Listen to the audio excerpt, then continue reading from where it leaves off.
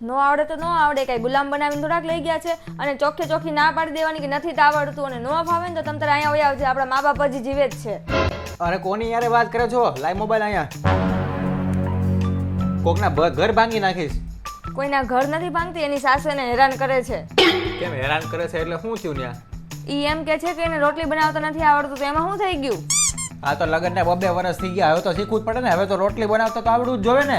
અને એ તો પછી બીજાના ઘરે જાવ ને લગ્ન પછી તો જ ખબર પડે. બાકી પોતાના ઘરે હોય ને તો આ બધું હાલી જાય છે. આ તો પણ નો આવડતું હોય તો આખો દિવસ લોહી ન પીવાનું હોય માથે ઊભા રાખીને કે આ નથી આવડતું ને તે નથી આવડતું. એ તો ધીમે ધીમે શીખે, શીખતા વાર લાગે. પણ રોટલી બનાવતા ન આવડતું હોય તો કે તો ખરી જ ને માણસ. તો પણ એમ તો કહું છું કે આ નહીં કે ટાઈમ લાગે, ટાઈમ તો જોવે ને. આ તો 2 વર્ષ તો ટાઈમ આપ્યો શીખતા. હવે કેટલી કોઈ માણસ હોય ને તો એ 1-2 મહિનામાં શીખી ગયો, વધીને 5-6 મહિનામાં શીખી જાય. કાંઈ 2 વર્ષ ન થાય શીખતા. અને આખો દિવસ એને તો કઈ કામ જ નથી. આખો દી એટલે હું કરતી હતી, ક્યાં ગઈ હતી, કયા કપડાં લીધા, કઈ બજારમાં ગઈ હતી, કઈ દુકાને ગઈ હતી, ક્યાં નવા કપડાં આવ્યા, અને કઈ રોટલી ખાધી, કયું તેલ વાપર્યું. અલા ભાઈ હવે આ તો લગ્ન કર્યા એટલે શું આપણે આપણી છોકરીને ભૂલી જવાનું કે ઈ શું કરે છે શું નથી કરતી, કઈ પૂછવાનું જ નહીં. આ પણ ખબર અંતર પૂછવાની હોય એટલે ખાલી કેમ છે કેમ નહીં હોય, બાકી બધું ન પૂછવાનું હોય. પંચાયત ન કરવાની હોય કે આજે પિક્ચર જોવા ગયા હતા કે નહીં, આજે બહાર ફરવા ગયા હતા કે નહીં, હું ખાધું, હું કર્યું, એવું બધું ન હોય. અરે હેના ભાંગે સાચું જ કહીએ છે ને, મેં કઈ ખોટું કીધું? એની જિંદગીમાં ખોટી દખલગીરી ન કરવાની હોય. એકવાર લગ્ન થઈ જાય એટલે બસ પૂરું. બિચારી મને દુઃખ કહેતી હતી. હા, કઈ દુઃખ ન કહેવાય, એ તો બધાય બોલે, એમાં કઈ વાંધો નહીં. તું કાંઈ બોલવાનું ન હોય, મેં તો કહી જ દીધું છે કે છે ને તું વહી આવજે ઘરે. બસ આવીને આવી સલાહ આપો એટલે બધાના ઘર ભાંગે અને છૂટાછેડા થઈ જાય. આવીને આવી નકરી સલાહ આપ્યા કરે, ન ફાવે ઘરે આવી જાય, ન ફાવે ઘરે આવી જાય, એટલે જ તે છૂટાછેડા વધે છે. તો ન ફાવે તો મા બાપ જીવે જ છે હજી. અરે એ તો ફેવડાવવું પડે. તારા મમ્મી પપ્પા ને મારા મમ્મી પપ્પા નથી જીવતા? જીવતા હતા, પણ ઈ જમાનો અલગ હતો ને આ જમાનો અલગ છે. તો આ જમાનામાં શું નવું આવ્યું છે? આ જમાનામાં કોઈને કઈ કામ જ નથી કરવું, બસ પડ્યા રહેવું છે એમ. મને હરવા ફરવાનું, મોજ શોખ કરવાનું, બીજું કાંઈ નહીં એમ. નકરી પંચાયત કરવાની, ફોન લઈ લઈને ફોન ઘુમાડા કરવાના, બસ બીજું કાંઈ જ નહીં એમ. ઘરના કામ તો એ કઈ કરવા જ નથી. એક તો કાંઈ કામ કરવું હોય નહીં, તમારી જેવા પાછા ઉપર ચડાવે. તમે તારે આવતી રહે ઘરે, આવતી રહે ઘરે, આવતી રહે. અલા પણ હું છે પણ કાંઈ નહોતી ચડાવતી, હું તો શિખામણ આપતી હતી એના હારા માટે. અરે શિખામણ આવી ન હોય. શિખામણ તો એવી હોવી જોઈએ કે તમ તારે તું ન્યા રહેજે, શીખી લેજે વહેલા હાર રોટલી. તમ તારે રોટલી બનાવતા ન આવડતો તો તારે જઈને શીખવાડવું જોવે, અથવા તો એને અહીંયા 2 દી બોલાવી શીખવાડી જોવે કે વાંધો નહીં હું શીખવાડી દઉં, પણ રહેવાનું તો ન્યા જ છે તારે. એમ ન કહેવાય કે તારે આવતી રહે. અરે જે કરવું હોય ને એવું કરું. તને તો કઈ કહેવા જેવું જ નથી. તને જરીક કહું એટલે બધું મારી ઉપર આવી જાય છે બધું, કે તમે આમ કરો છો ને તમે તેમ કરો છો ને. મારે તો હું તને કેવું એમ કાંઈ સારી સલાહ દેવા જેવી નથી કોઈ બૈરાને. અત્યારના બૈરા તો એવા થઈ ગયા છે ને કે જાણે આપણે જરીક કહીએ ને એટલે આખો હાથ પકડી લે, આપણે આખા આંગળી દઈએ ને તો આપણે આખા ખેંચી લે આમ. મારે હું કેવું હવે? કોનો ફોન હતો એટલું તો કહી દે હવે. તમને હું કહીશ ને તો તમને ઝટકો લાગી જાય. મને કાંઈ ઝટકો ન લાગે, મને બધી ખબર જ છે કે તમારા બધા પરિવારમાં આવા જ છે. મારા પરિવારમાંથી કોઈનો ફોન નતો, તમારી બેનનો જ ફોન હતો. મારી બેનનો ફોન હતો? કેમ બકરી ડબ્બે પુરાઈ ગઈ?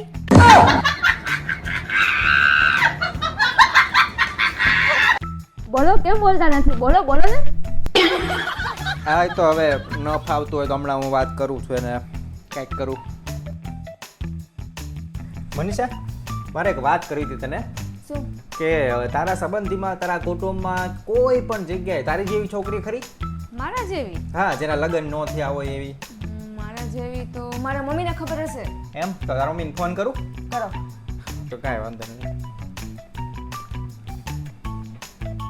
હેલો, હા સાસુમાં. હા, જય શ્રી કૃષ્ણ. કેમ છો? મજામાં ને? હા હા, હવે મારે એક વાત કરવી હતી તમને કે તમારા કુટુંબમાં, તમારા સંબંધીમાં, આડોશી પાડોશી કોઈ પણ જગ્યાએ આ મનીષા તમારી જે છોકરી છે ને એની જેવી છોકરી જોવે છે. અરે કેમ કહું તમને કેમ એમ. મારો એક ભાઈબંધ છે, મારી યાર બહુ દુશ્મની હતી એની, એને લગ્ન કરાવવાના છે. અરે મારો દુશ્મન હતો એટલા માટે કીધું મેં, એને યાર લગ્ન કરાવી દઉં એટલે એને ખબર પડે. કેવા હું માંગો છો હે તમે? હું બાધકણી છું એમ? મારી જેવી છોકરી ગોતીને એની સાથે લગ્ન કરાવો એટલે એનો મતલબ તો એમ જ થયો ને કે હું બાધકણી છું. તારી જેવી એને મળી જાય ને લગ્ન કરાવી દઉં ને એટલે આમ બહુ ઓલામાં હવામાં ઉડે છે ને કે હું જ છું એટલે દબાઈ જાય, હાવ પતી જાય એનું. પણ ઈ ગમે ઈ હોય, તમારો કહેવાનો મતલબ તો એમ જ છે ને કે હું બાધકણી છું. અરે મને હું આખા ગામના પૂતું કેવી છે બધાને ખબર છે. પણ આખા ગામને પૂછવાની મારે શું જરૂર છે? તમે જ હારી નથી કહેતા તો પછી આખું ગામ એમ જ કહેવાનું છે ને. મારે એ કાંઈ જોવું નથી ને મારે કાંઈ સાંભળવું નથી. મારે ઓલો જે છે ને ભાઈબંધ બહુ મારી સામું હવા કરે છે ને, બધાની સામું શું કે બહાદુર કરે છે ને, પોતાની જાતને કે મરદ માણા બંધ થઈ જાવો જોઈએ કાલથી જ છે એમને પાક્કું ને. હવે આવો જમવા, ખબર પડે તમને. અરે તમ તારે ભલે હું અઠવાડિયું ભૂખ્યો રહો, મહિનો ભૂખ્યો રહો, આખું વરસ ભૂખ્યો રહે તમ તારે, પણ મારે એ સાબિત કરવાનું છે કે મારા ભાઈ બંનેને અડધી રીતે સબક શીખવાડી દઉં, એને ખબર પડે કે આવી મળે એટલે શું થાય છે. ઈ તમારો ભાઈબંધ કહેવાય, એનું તો સારું ઈચ્છો. મારે છે ને કાંઈ સારું ખરાબ મને નથી ખબર પડતી હું કેવું ઈચ્છું એવું. પણ આખો દી મારી સામું છે ને બેઠો ની દુકાને જાઉં ને એટલે બેઠો એમ કીધા જ કરતો હોય કે મારો તો આમ થઈ ગયું, મારો તો તેમ થઈ ગયું, મારા પપ્પા એ કે ઓલું હું કે બાઇક લઈ આવ્યા, બુલેટ લઈ આવ્યા, ગાડી લઈ આવ્યા, મને કે હેલિકોપ્ટર લઈ આવું છે. મને કે હવે તો મને એમ કહેતો હતો મને કે BMW નું હેલિકોપ્ટર લઈ આવું. અલા ભાઈ BMW નું હેલિકોપ્ટર મારે હું તને કેવું, એટલે મારે તારી જેવી ભટકાડ દેવી છે એને. કેવાય તમે તો જો તો ખરી, તમે તો મારા કરતાય જાય એવા છો. આમ બાજુવાળાને પૂછો કે મારો સ્વભાવ કેવો છે. બાજુવાળા મને 2 દી પહેલા કહેતા જ હતા કે મારે ઘર ખાલી કરીને વ્યૂ જવું છે, કે તમારે બધાનો ત્રાસ તો જો ભાઈ, કે તમારી ઉપર તો એટલો ત્રાસ છે કે અમારી ઉપર એટલો ત્રાસ છે કે અહીંયા અમને હુવા નથી દેતા એક રીતના. કે બપોરે તો કાંઈ વાંધો નથી, કે બપોરે તો હાલો ન હોય તો હાલે, કે આખી રાતે કે અમે નથી હોતા, એટલું રાડું દેકારા ને કોને ખબર કે ત્યાં ઘરમાં તમારે ત્યાં કેટલું બાધે તમારી યાર, અમે નથી ઓળખું હોઈ શકતા. એમાં જો મારો વાંક કાંઈ નથી, બાજુવાળાએ પેલા શરૂઆત કરી હતી એટલે મેં પૂરું કર્યું, એમાં કાંઈ મારો વાંક નહોતો.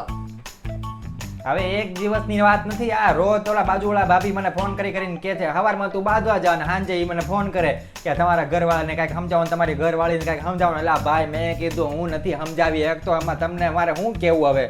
ઈ દર વખતે કરે છે એવું, એટલે મારે પછી કેવું પડે છે. હાથે કરીને રોજ સવારમાં એના કૂતરાને અહીંયા લાવીને સંડાસ કરાવે છે, તો એના ઘરમાં હું એને ઓછું પડે છે ને એટલું મોટું તો ફળ્યું છે તો ત્યાં નથી કરાવી શકતી, તોય રોજ અહીંયા આવીને સંડાસ કરાવે છે. એ બધું મારે ઉપાડવાનું ને, તો એકવાર મેં એને કીધું તો એને તો ખોટું લાગી ગયું. અલા ભાઈ હવે ક્યાં કૂતરાની વાતમાં આવે તું આવું બધું કરે છે. કૂતરાની વાત તો હાલો મૂકો, એને પાડોશીને જવા દો આપણા સાઈડમાં, પણ મારા બેન ભાણિયા માસી માસા કાકા કાકી મામા મામી કોઈ પણ હાલો ને આ બધું ક્યાં મારે ગણાવવું. મારા હગામાંથી કોઈ પણ આવે ને એટલે તારું તો મોઢું ચડી જાય, તને એમ થઈ જાય કે આ બધા ક્યાં આવી ગયા એમ અત્યારમાં. હા તો 15 દિવસ રોકાવા આવે તો હું મારે એના ઢળા કરી રાખવાના, મોંઘવારી કેટલી છે એ ખબર છે. અને તમે પાછા બધા આવે ત્યારે એમ નહીં કે શાક રોટલી ને એવું ખવડાવે, તમે તો પાછી નવી વસ્તુઓ લાવશો એને ખવડાવવા હાટું. મારા પિયર વાળા આવ્યા હોય ત્યારે તમે તો કાંઈ નથી લાવતા, એમ કહો છો કે ખાલી દાળ ને શાક ને જે કાંઈ કરવું હોય એ કરી નાખ, બહારથી કાંઈ નથી લાવવાનું એવું કહો છો. અરે હમણાં ત્યાં વેકેશનમાં તારા બધા હગાવાલા આવ્યા હતા ત્યારે કોણ આટલી બધી મીઠાઈ ની બધું લાવ્યું હતું, 5-5 કિલો ગુલાબ જાંબુ ને બીજી બધી મીઠાઈ ને હવાર નત નવું શાક ખાતા હતા ને કેટલું તે રોજ હાંજે પાછા પંજાબી ખાવા જતા હતા. એ બધું ક્યાંય ગયું? એ તો મારા માસી આવ્યા હતા ને, એ તો વર્ષમાં એક જ વાર આવે છે તો એટલું તો કરવું જ પડે ને મારે. હવે હું વર્ષમાં એકવાર, હજી હમણાં મહિના પહેલા આવ્યા હતા. એ તો આ સાઈડ આપણી અહીંયા કંઈક લગ્ન હતા ને એટલા માટે એ લોકો આવ્યા હતા, તેને મારું ઘર નજીક પડે ને એટલે બિચારા રોકાવા આવ્યા હતા કે ત્યાં બહુ બધી ગરદી હોય ને તો ત્યાં ન રોકાય એટલે. હા એ તો મને ખબર જ છે કે મારા હગાવાલામાં તને વાંધો છે, તારા માસી ભલે એને મહિનામાં હું વર્ષમાં 50 વાર રહી જાય એમાં કાંઈ વાંધો જ નથી તને. મને તો કાંઈ વાંધો જ નથી રે એનો, પણ છે ને અહીંયા આવીને હરખા રહેતા નથી એ વાંધો છે. તમે છે ને દર વખતે મને જ ખરાબ સમજો છો. હવે તારું તો મારે હું કેવું, હવે લગ્ન પછી હું 2 મહિના રહીને તારા ગામમાં આવ્યો હતો ને ત્યારે ઓલા દુકાનવાળા બધા એક દુકાનવાળા મને એમ કહેતા હતા મને કે લગ્ન કર્યા પહેલા કે અમને પૂછ્યું તો હોત તમે. એને ક્યાં અક્કલ છે? અરે ભાઈ હવે જવા દે ને એ બધી વાત, હવે તું તો ક્યાંય વાત લઈ ગઈ. મારે મેન વાત એમ હતી, મેં તારી મમ્મીને એટલા માટે ફોન કર્યો હતો કે તારી જેવી કોઈ છોકરી હોય તો મને કે એમ, એને તો ના પાડી દીધી. હવે તને ખબર છે તારી જેવી કોઈ છોકરી છે તારા કુટુંબમાં? હા એટલે મને ખબર પડી જ ગઈ કે આમ તો છેલ્લો પીસ હતો આ નહીં, મને ભટકાડી દીધો. આખા કુટુંબમાં શાંતિ થઈ ગઈ, હાવ એટલે હાવ નિરાત.